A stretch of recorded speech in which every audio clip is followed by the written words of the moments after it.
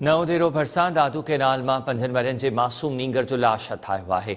ॻोठाणनि नींगर जो लाश पानी में कढी अस्पताल मुंतकिल कियो, जॾहिं त सुञाणप नाहे थी सघी।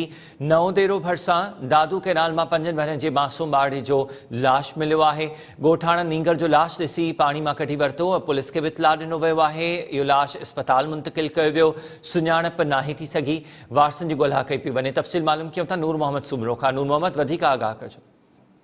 जी अमीर, नवदेरो भरिसां ॻोठ फुलकोटरा जे पीर बोदल शाह भरिसां दादू केनाल में 5 वरनि जे मासूम नींगर जो लाश हथायो है। लाश के लोड़ंदो ॾिसी ॻोठाणनि मासूम नींगर जो लाश दादू केनाल में कढी ॿाहिरि रखियो, जंहिं बैदि नवदेरो पुलिस के इतला कयो। पुलिस वाक़े वारे हंधि पहुची नींगर जो लाश नवदेरो अस्पताल खणाई आई है, जॾहिं त इन वक़्त ताईं मासूम नींगर जे लाश जी सुञाणप न थी सघी है। राब्ते करण ते पुलिस ॿुधायो त असां मुख़्तलिफ़ थाणनि तां जांच करे रहिया आहियूं त किथे कंहिं ॿार जे गुमशुदगी जी का रिपोर्ट दाख़िल थियल आहे त पोइ उन्हनि वारसनि सां राब्तो करे इन नींगर जे लाश जी सुञाणप कराए सघिजे। जी नूर मोहम्मद, मेहरबानी तफ़सील ॾियण जे लाइ।